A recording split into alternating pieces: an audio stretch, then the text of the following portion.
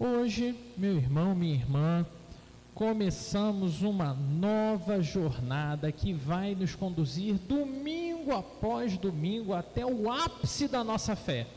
Qual é o ápice da nossa fé? A Páscoa. Você passa para o slide 2, por gentileza?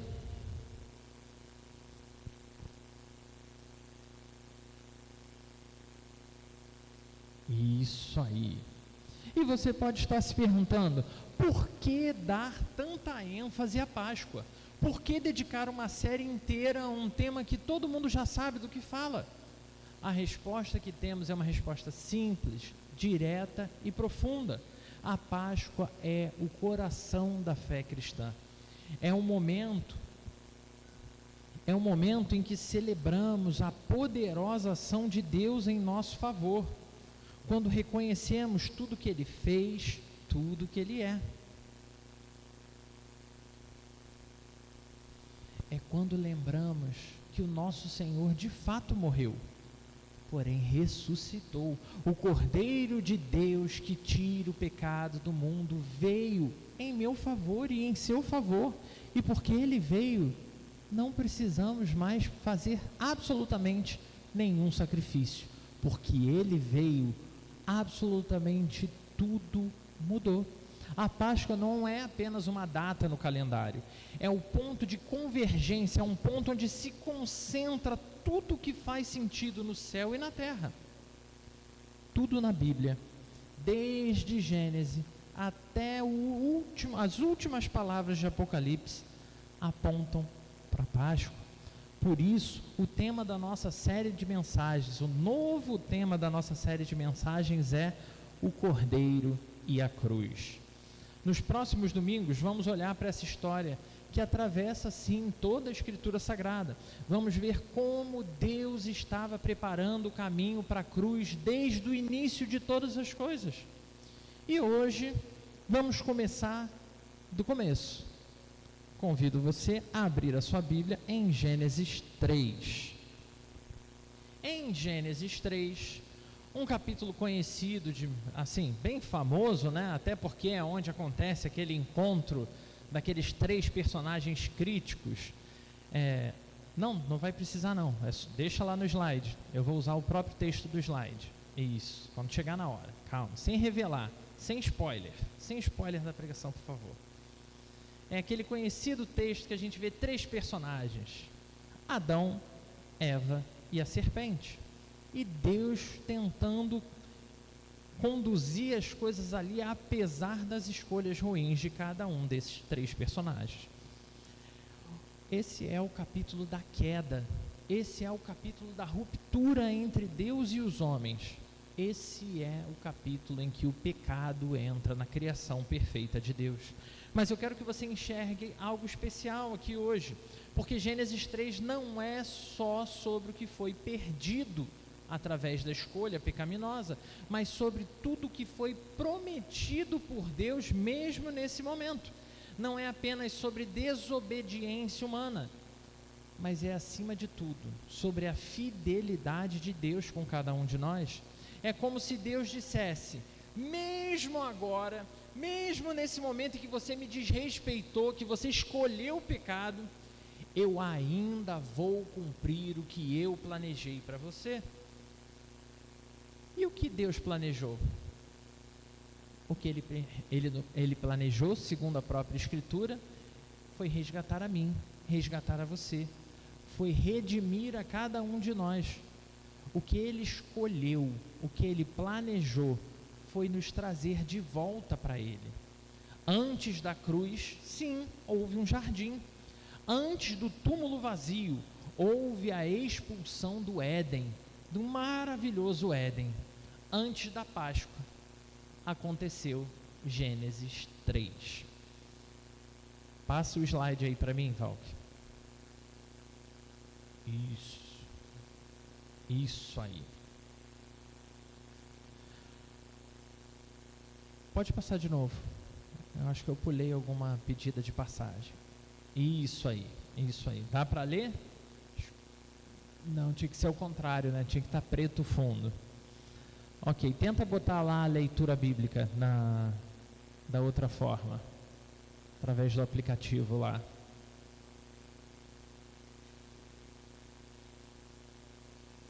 Gênesis capítulo 3, nós vamos fazer a leitura do versículo 1 até o versículo 24. Só que eu preciso da sua atenção, porque nós faremos essa leitura da seguinte forma: eu vou ler o versículo 1, os irmãos da minha direita, ou seja, os irmãos dessa coluna aqui, vão ler o versículo 2, e os irmãos da minha esquerda vão ler o versículo 3, ok? E a gente segue assim até chegar lá no 24. Perfeito? Dúvidas? Louvado seja o nome do Senhor. Versículo 1. Epa, o que é isso? Não é esse não. A gente até vai falar de Coríntios, mas não é agora. Aí, não, é o contrário. 3:1.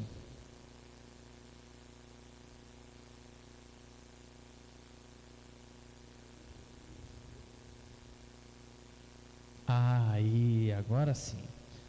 Vamos lá? Minha vez primeiro. Ora, a serpente era o mais astuto de todos os animais do campo que o Senhor Deus tinha feito. Esta perguntou à mulher: foi isso mesmo que Deus disse? Não comam de nenhuma das árvores do jardim?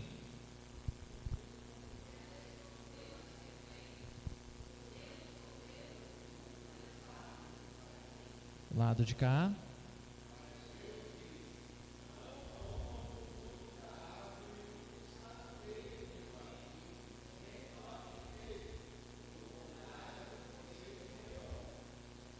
A serpente disse à mulher: certamente não morrerão. Lado de cá.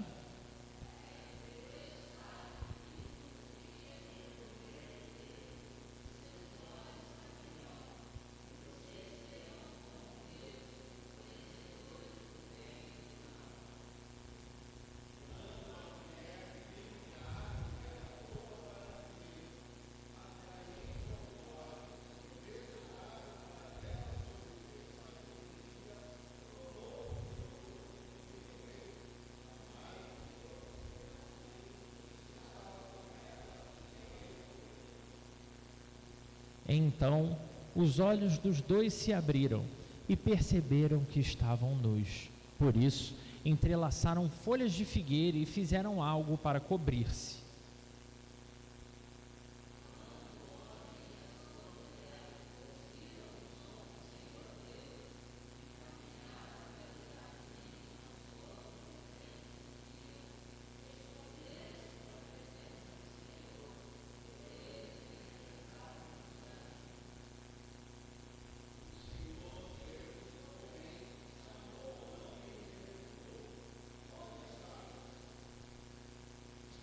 Ele respondeu: eu te ouvi no jardim e fiquei com medo, porque estava nu, por isso me escondi.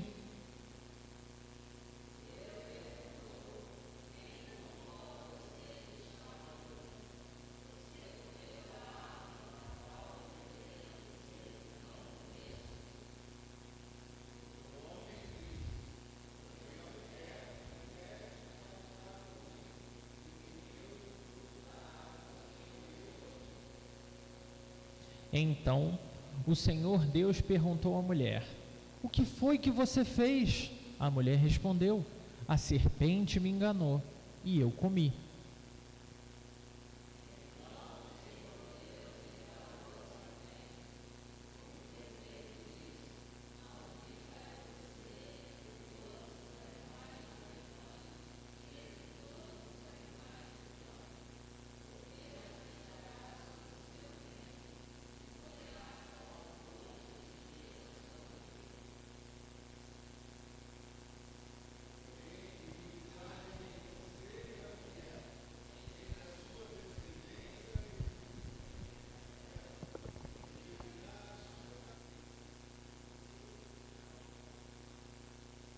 A mulher, ele declarou: multiplicarei intensamente as suas dores de parto. Com dores você dará à luz a filhos. O seu desejo será contra o seu marido, mas ele a dominará.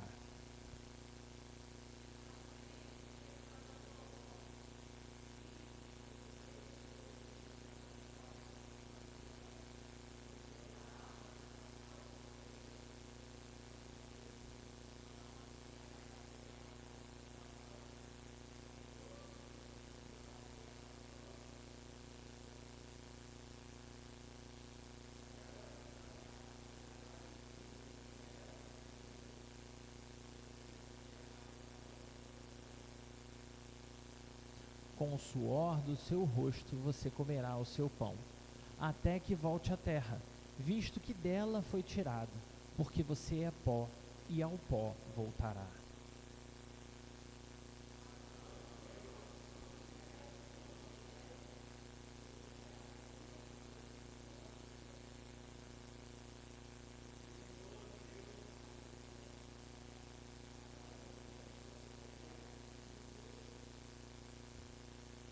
Então o Senhor Deus disse: vejam que o homem se tornou como um de nós, conhecendo o bem e o mal.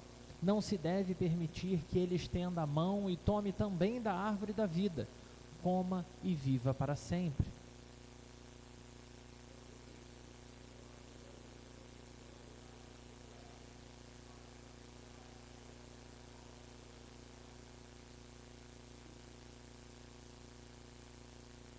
Não, pô, calma aí.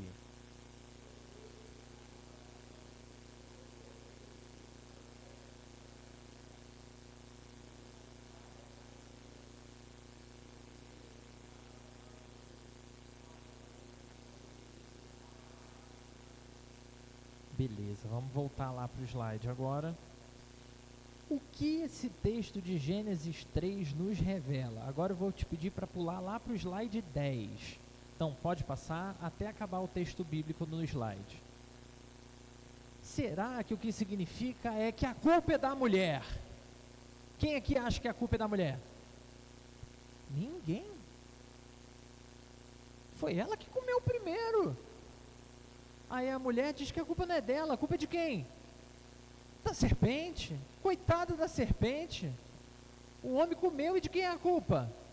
Da mulher. Então é um jogando pro... Não, ponto 1. Vocês estão revelando todo o mistério aí, ó. Já vai dando spoiler assim o tempo inteiro.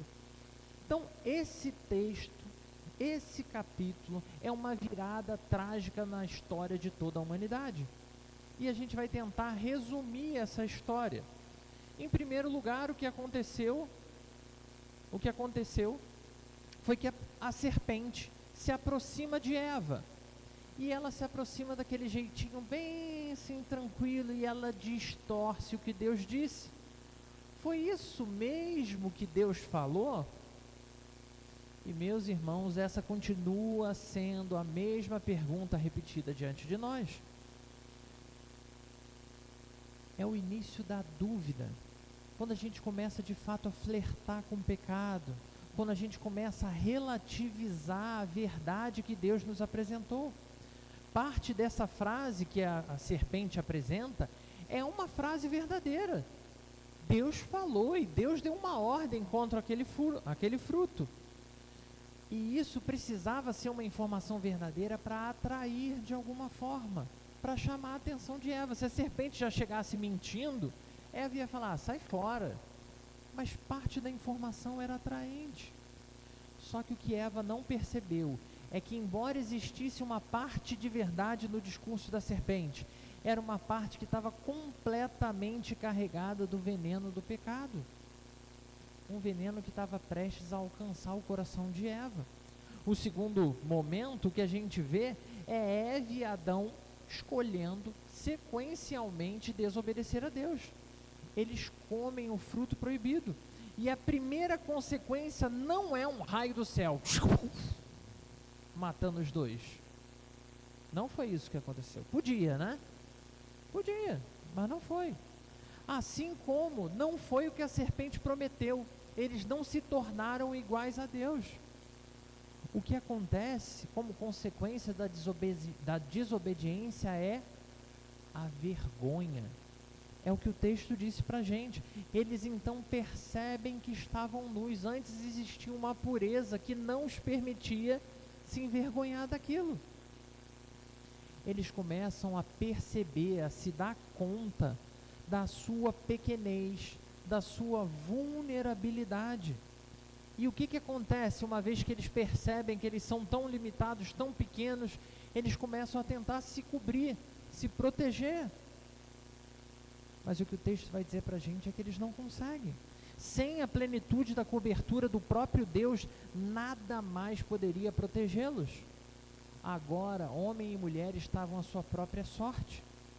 Então, temendo, qual é a consequência deles? Correr para se esconder. Aqui o texto nos dá uma das cenas mais profundas da Bíblia. Deus tem todo o poder. Você acredita nisso? Deus sabe, conhece, sonda todas as coisas. Mas o texto diz que Deus chega no jardim e se aproxima deles caminhando. Deus vai passeando e chamando: aonde você está? E aqui eu quero que você tente pensar, meu irmão, minha irmã. Você já brincou de esconde-esconde com uma criança pequena? Já brincou? Com uma criança pequena? Criança pequena, ela se esconde assim. Ela se abaixa aqui e está aqui. Dá para me ver daí? E ela está crente que está escondida. Fora, dependendo da idade, a criança ainda faz aquele negócio meio assim, né? Achando que ela desapareceu dos olhos. Pois é algo parecido com isso que a gente está lendo nesse texto aqui. O Deus que vê tudo e todos, olhando e vendo o homem e a mulher escondidos lá. Como eles tiveram a coragem de se esconder do próprio Deus? Não existe lugar onde eles pudessem se esconder. Então Deus confronta o que eles fizeram. Deus julga o que eles fizeram. E ao contrário de vir só com uma condenação, dizendo: vocês estão errados, vocês pecaram e agora vocês vão pagar. Na mesma sentença ele já promete redenção. Ele declara as consequências daquele pecado. Mas mesmo em meio ao juízo, a todos os pesares que aquela escolha traz, ele dá uma palavra de esperança. O descendente da mulher esmagará a cabeça da serpente. Nenhum aleluia? Vamos lá, vamos tentar de novo. O descendente da mulher esmagará a cabeça da serpente. Isso aí, aleluia. Versículo 15, disse isso. Pode passar para o próximo slide. Deus então pega e faz vestes de pele para eles. E esse detalhe é outro detalhe poderoso do texto. Alguém precisou morrer para que eles pudessem ser cobertos. A nudez, a vergonha, o pecado precisava ser coberto. E só poderia ser coberto se fosse perdoado. E isso só seria possível com derramamento de sangue. Por isso, aquela promessa, você lembra daquela promessa lá de trás? No dia que dela comerdes, certamente morrerás. Por conta desse descumprimento, de ter comido, agora não tinha mais opção. Alguém tem que morrer. E aqui vem a grande surpresa. Quem morre não é Adão. Quem morre não é Eva de imediato. Um animal inocente é colocado como sacrifício no lugar deles. O primeiro sacrifício acontece aqui, nesse momento de condenação. O primeiro sacrifício aponta para a necessidade da Páscoa. Aqui começa o ato redentor. Você percebe como tudo isso já estava conectado com o plano de Deus? Gênesis 3,15 diz que o Gênesis 3,15 é uma espécie de proto-evangelho. É como se fosse um anúncio bem inicial, bem remoto de tudo que Deus estava para fazer. É a primeira boa notícia de toda a Bíblia. A promessa de um descendente que venceria o mal, que exterminaria o mal. Gênesis 3, versículo 21, já vai mostrar quando Deus veste Adão, quando Deus veste Eva, mas agora não com uma coisa adaptada qualquer. Deus oferece peles para eles. É uma prévia da obra de Cristo, que cobre a vergonha dos nossos pais. A obra de Cristo cobre a vergonha de cada um de nós com poder e justiça. Em outras palavras, o cordeiro e a cruz já estavam lá no jardim. Talvez não visíveis como eu e você gostaríamos que fosse, mas já estavam anunciados como ação de Deus em nosso favor. Jesus é o descendente prometido, Ele é o Cordeiro que com seu sacrifício cobre cada um de nós, é Ele que nos redime, Ele é o nosso caminho de volta para o Pai. Pode passar. E aqui eu quero te convidar a algumas aplicações práticas, porque não adianta só a gente relembrar a história, a gente precisa viver o que Deus tem para nós. Então a primeira coisa que a gente precisa refletir é: meu irmão, minha irmã, em nome de Jesus, pare de se esconder. A primeira coisa que Adão e Eva fizeram logo depois que eles pecaram foi se esconder, como a gente brincou aqui da criança que fez algo errado e corre também. Exatamente como aconteceu com cada um de nós no primeiro momento de compreensão de que fizemos algo errado, ainda que minimamente de que aquilo pudesse ser pecado. A reação natural do nosso coração pecador é correr, fugir, se proteger. É como quando olhamos para essas crianças correndo desesperadas, mas isso também faz igual sentido quando a gente sai da criança e olha para o adulto, tanto homem quanto mulher, que talvez não corra para se esconder, mas começa com justificativa que não faz o menor sentido, querendo ali se esconder atrás de outros recursos para poder justificar o próprio pecado. Ou seja, quantas vezes ainda hoje eu e você não fazemos exatamente essa mesma coisa? Damos justificativa, damos desculpa, às vezes tão esfarrapada. Eu lembro uma vez, irmãos, olha essa história que assustadora. Eu tinha passado mal e não tinha ido para a escola. E aí eu estava com uma dor de estômago, um mal-estar e tal, provavelmente alguma virose. E aí chegou a hora do lanche, o lanche da tarde. E aí eu acordei, já estava melhor, já estava bem.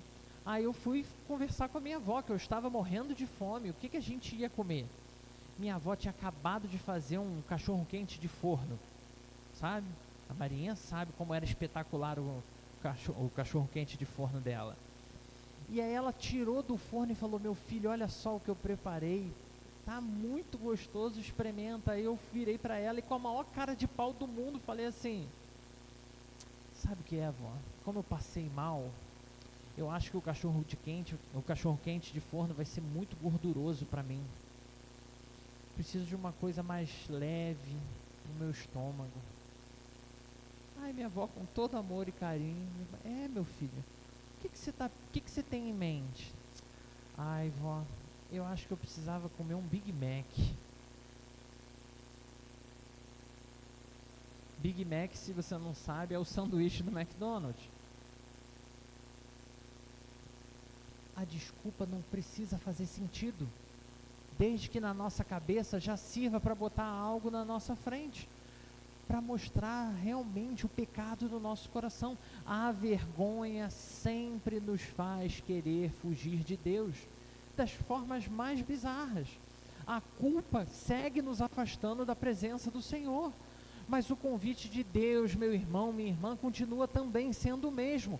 Aonde você está, venha até mim, independente do quão grave foi o que você fez, independente do quão brabo você acha que foi o seu próprio pecado, porque todo pecado é nada mais, nada menos do que uma ação de posicionamento direto contra Deus, contra a palavra de Deus.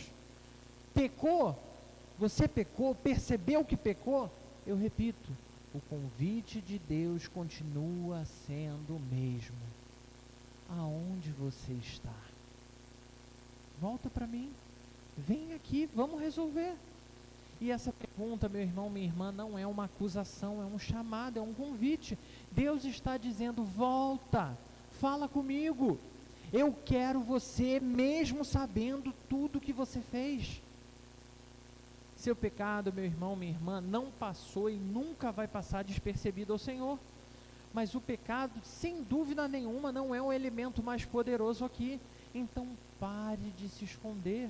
O Deus Todo-Poderoso está te chamando pelo seu nome hoje. Onde você está? E o que você vai responder a esse Deus? Pode passar para o próximo. Ponto 2. Você precisa de cobertura. Adão e Eva, segundo o nosso texto, tentaram se cobrir, tentaram se esconder. Eles tentaram, mas as folhas não foram o suficiente. Elas secam, elas rasgam, elas caem. Foi uma adaptação muito mal feita. E é assustador pensar em como tentamos, com nossas próprias forças, nos cobrir. E aí foi como a gente falou já, justificando nossos atos, disfarçando os nossos erros, fugindo das soluções que a própria Bíblia oferece, para buscar resolver do nosso jeito. Não, Deus conhece meu coração. Confia. Confia que você está indo para o inferno. Tentando dar o jeitinho em tudo. É aquele pensamento que fica ecoando na nossa cabeça. Eu errei, eu vou consertar. Ninguém precisa saber, ninguém precisa participar. Esse foi o pensamento dos nossos pais, Adão e Eva, lá no jardim. Mas toda e qualquer medida humana vai continuar sendo apenas folha seca, cobrindo a nossa vergonha. É Deus quem pode prover a verdadeira cobertura. E Ele faz isso através de um sacrifício. E não pode ser qualquer sacrifício para pagar o preço do pecado. Tem que ser de uma figura inocente em relação àquele pecado. Mais tarde, logo mais à noite, nós veremos o papel do sacrifício, o que os sacrifícios significavam. E era um ato de purificação, de redenção pontual. Por isso a gente vê nessa história do Éden, aquele animal sendo sacrificado, porque precisou ter pele suficiente para cobrir 2 pessoas. Precisamos de uma cobertura mais completa do que isso. Então vem o próprio Deus, que vem ao nosso encontro, nos chama, nos oferece o renovo. É o Deus que oferece o sacrifício. E quem é esse sacrifício? Cristo é o Cordeiro que cobre a nossa vergonha, mas não cobre de qualquer forma, Ele cobre de maneira absoluta. Ele traz justiça à nossa vida. Ele nos reveste com a sua graça, Ele nos veste de dignidade celestial. É através do sangue de Jesus Cristo, derramado nesse símbolo aqui que eu tenho acima da minha cabeça, que eu e você fomos feitos filhos de Deus novamente. De novo somos conectados ao Todo-Poderoso. Você pode parar de tentar se cobrir sozinho. Você não precisa disso. Você não precisa ser bom para vir a Deus. Você não precisa fazer boas obras para vir a Deus. Você precisa vir a Deus e descobrir a cobertura que Ele tem para você. Você precisa receber esse sangue derramado sobre a sua vida. O Deus que te busca é o mesmo Deus que já ofereceu a cobertura que você precisa. Pode passar. Isso nos leva ao nosso terceiro ponto de reflexão. Confie no plano de Deus. Rapaz. Embora seja sim um texto lindíssimo, o plano da salvação não começou em João 3,16. Você sabe o que está escrito lá em João 3,16? Sabe não? Vamos juntos? Porque Deus amou o mundo de tal maneira que deu o seu Filho unigênito, para que todo aquele que nele crê não pereça, mas tenha a vida eterna. Linda essa declaração, é uma declaração do amor de Deus para mim, do amor de Deus para com você. Mas muito antes de João sonhar e escrever essas palavras, a obra já tinha começado. Lá no Éden, essa expressão aqui já era real. Ela começou em Gênesis 3. Isso significa que Deus não improvisou no plano dele. Ele pensou um plano, o homem fez errado, ele, caramba, como eu vou corrigir? Não foi isso. Ele já tinha o plano e ele segue com o seu plano. Ele não foi pego de surpresa. Antes da fundação do mundo, Deus já tinha plena consciência do que ele precisaria fazer. E mesmo, meu irmão, minha irmã, no pior momento da história, ele faz se revelar o seu plano. Um plano que inclui homens e mulheres, pecadores e caídos como eu e você. Mas homens e mulheres que, através do sangue de Jesus, são cobertos gloriosamente de eternidade. homens e mulheres que são hoje. Eu não tenho nenhum contato com o sangue físico de Jesus, mas aquele sangue já estava derramado sobre a minha vida muito antes de eu existir. É possível, meu irmão, minha irmã, que talvez você esteja vivendo o seu Gênesis 3 pessoal, pecando, se distanciando de Deus, escolhendo intencionalmente ir contra Deus. Você talvez esteja vivendo o seu momento de queda, de perda, de vergonha, mas o que você não pode sair daqui sem se lembrar é que Deus continua com um plano de resgate da sua vida. Antes mesmo da sua falha, antes mesmo de qualquer pecado entrar na sua cabeça e no seu coração, Deus já tinha planejado a sua restauração. Ele já tinha um plano de redenção para todos nós.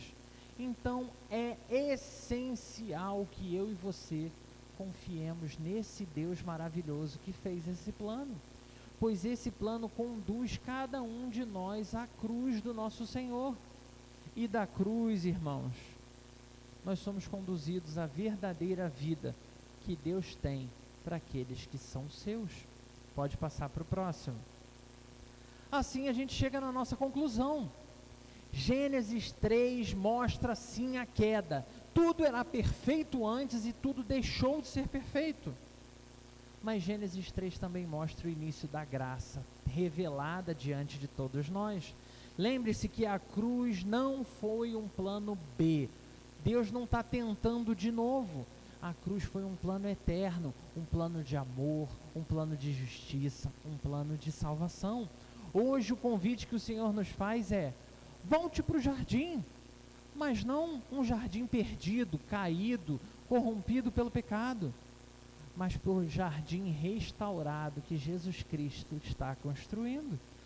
Volte à presença de Deus, volte aos braços do Pai, porque o caminho foi aberto, o sacrifício foi feito, a cobertura necessária está disponível. O Cordeiro foi imolado para que isso acontecesse. A cruz segue de pé, independente do quanto a serpente te seduziu, independente do quanto você tentou se cobrir por suas próprias forças. Deus se reaproxima de mim, Deus se reaproxima de você e nos chama a confiar na poderosa graça dele. Uma graça que emana da cruz de Cristo e nos alcança hoje, e nos alcança aqui e agora para a glória de Deus. Por isso, meu irmão, minha irmã, eu posso com toda a convicção do meu coração convidar você a fechar os seus olhos para juntos orarmos em nome do nosso Senhor, confiando de todo o coração em Deus, voltando a fazer parte desse grande e glorioso plano de redenção de toda a criação, mas que se expressa na vida de cada um de nós. Oremos. Senhor, obrigado porque o Senhor nos buscou mesmo quando nós ainda estávamos escondidos. Obrigado, Deus, porque o Senhor não desiste de nenhum de nós. Muito obrigado por isso. Obrigado pelo Cordeiro, Deus, que foi oferecido, imolado, moído, que teve o seu sangue derramado para cobrir a nossa vergonha. Obrigado, Senhor, pela cruz de Cristo, que nos reconciliou com o Senhor. Renova, Senhor, a nossa fé, renova a nossa esperança, renova a nossa alegria no Senhor, e faz dessa série, ó Senhor Todo-Poderoso, um tempo de profunda restauração para a Tua igreja, em nome de Jesus. Amém.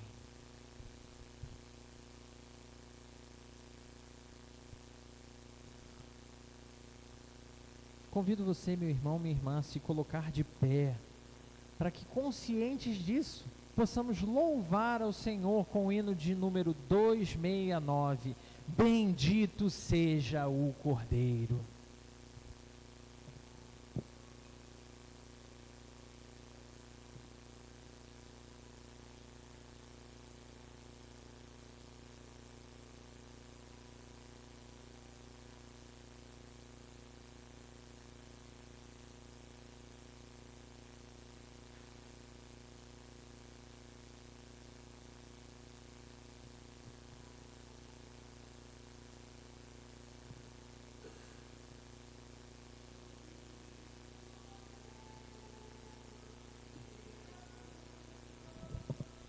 Só um minutinho, só um minutinho. Vai tocar? Tá, não vai precisar do áudio não. Vai ser ao vivo. Isso aí. Se você quiser, meu irmão, minha irmã, provavelmente no banco mais próximo de você tem uma Bíblia com inário. Você pode abri-la. O número do hino é 269.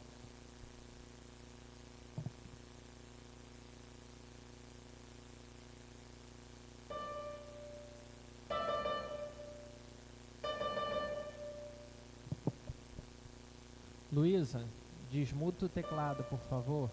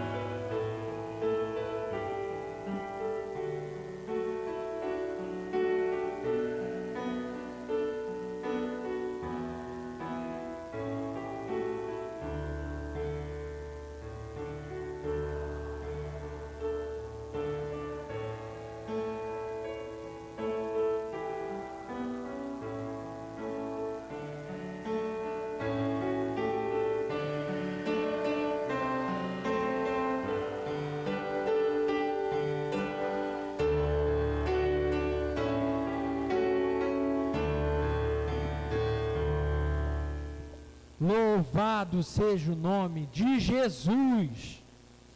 Você foi lavado pelo sangue de Jesus. Por isso você pode se assentar, meu irmão, minha irmã, com alegria. O pecado não reina. O nosso Senhor pagou o preço. Bendita seja a gloriosa cruz, a cruz do nosso Senhor. Por isso, meu irmão, minha irmã, nós agora precisamos responder a tudo que foi feito. O sangue foi derramado, o Senhor foi morto, o Senhor ressuscitou, o Senhor trouxe vida para você. Ele traz renovo para você. E você, como reage a tudo isso? Como responde a tudo isso? Estamos diante do nosso momento de resposta, momento de dízimo e oferta, momento em que a gente reconhece que tudo da nossa vida pertence ao Senhor e cremos que tudo continuará nas mãos dele. Por isso eu convido você a voltar os seus olhos mais uma vez para as Sagradas Escrituras, tal como registrado pelo profeta Malaquias, lá no capítulo 3, versículo 12. Malaquias, capítulo 3, versículo 12.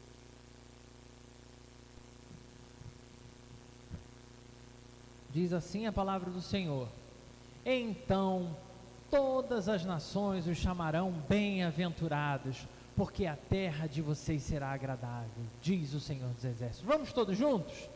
Então todas as nações os chamarão bem-aventurados, porque a terra de vocês será agradável, diz o Senhor dos Exércitos. O Brasil tá bom? A gente acabou de ler fortão, né? Empolgado. O Brasil tá bom? As nações lá fora olham para a gente e veem a gente como gente feliz, bem-aventurados? Meu irmão, minha irmã, é tempo de dobrarmos nossos joelhos, lançarmos tudo sobre a cruz e vivermos com a esperança verdadeira. Não está bom, porque as trevas seguem conduzindo as coisas. O nosso Senhor não saiu do trono dele, ele está lá regendo, então nós temos um papel. Por isso, convido você a se colocar de pé e diante da glória revelada do Senhor, marchar com seu dízimo, com a sua oferta, crendo que o Senhor cuidará da sua casa. O Brasil pode estar o pior lugar do mundo, Deus se mantém fiel, cuidando de mim, cuidando de você. Então o Senhor, entenda isso, meu irmão, entenda isso. Deus nunca precisou de dinheiro e nunca vai precisar. Esse momento de dízimo e oferta é um privilégio que você é chamado a participar. Coloque-se de pé, louvemos ao Senhor, reconhecendo a sua poderosa glória revelada a nós.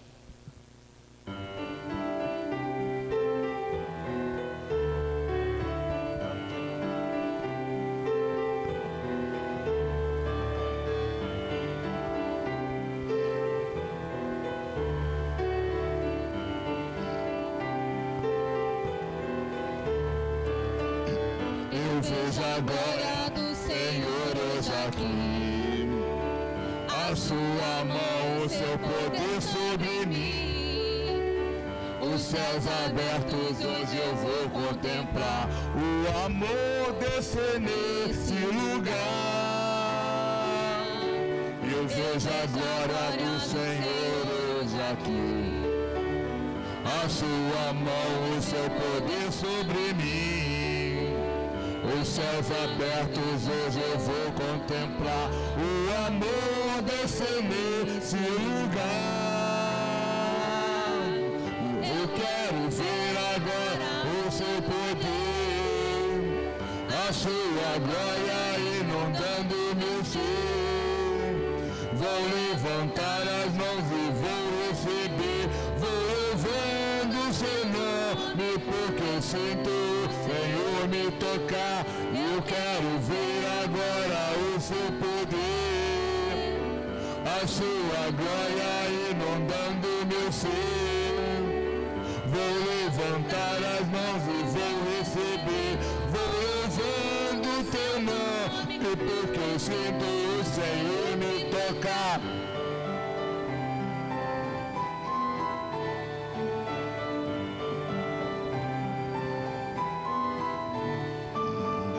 Eu vejo a glória do Senhor hoje aqui, a sua mão, o seu poder sobre mim.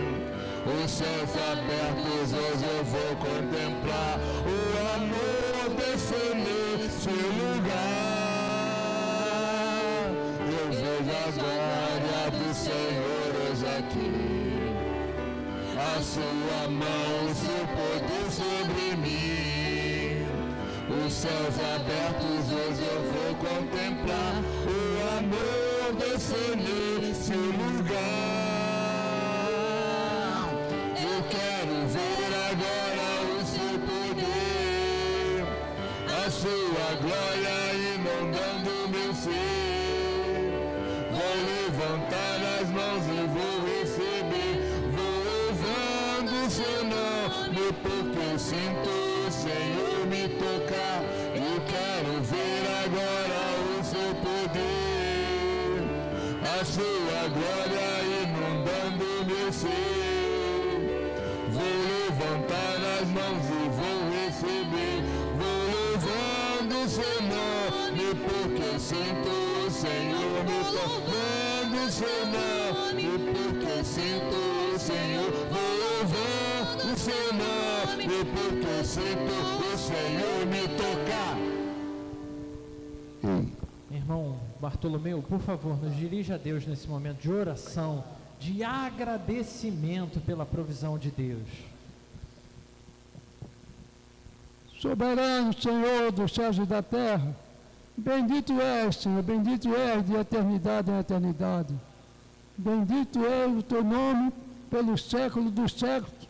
Senhor, nós somos gratos a ti por termos chegado até aqui ao gasofilácio para devolver o que recebemos de ti.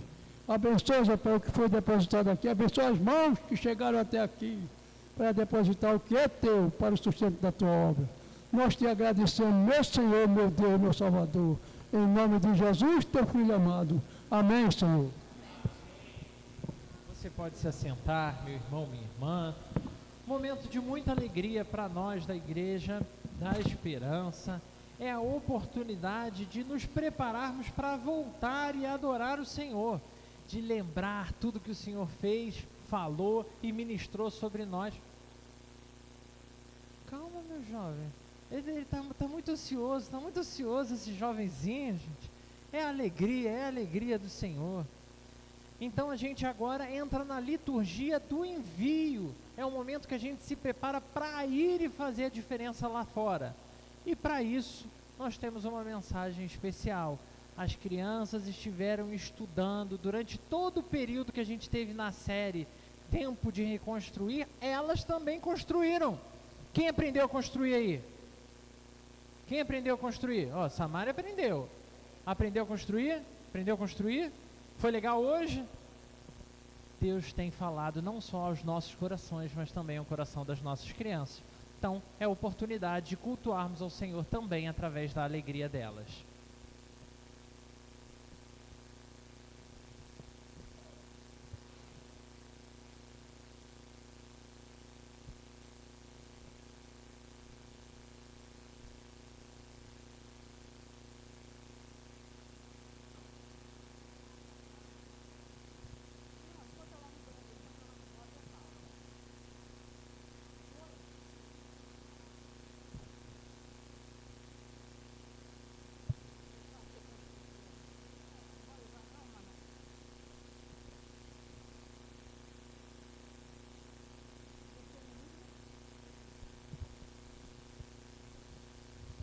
Nós não podemos perder muito tempo, né? Mas enquanto arruma ali, a gente se arruma também de construtora. Mudou, né? A construtora mudou. Mas hoje é o primeiro dia da Esther conosco, então fica difícil para ela, não é verdade? Mas daqui a pouquinho ela vai estar aqui no nome do Senhor Jesus, porque nós estamos para aprender. Ninguém é o dono da verdade. Nós aprendemos com o Senhor da verdade.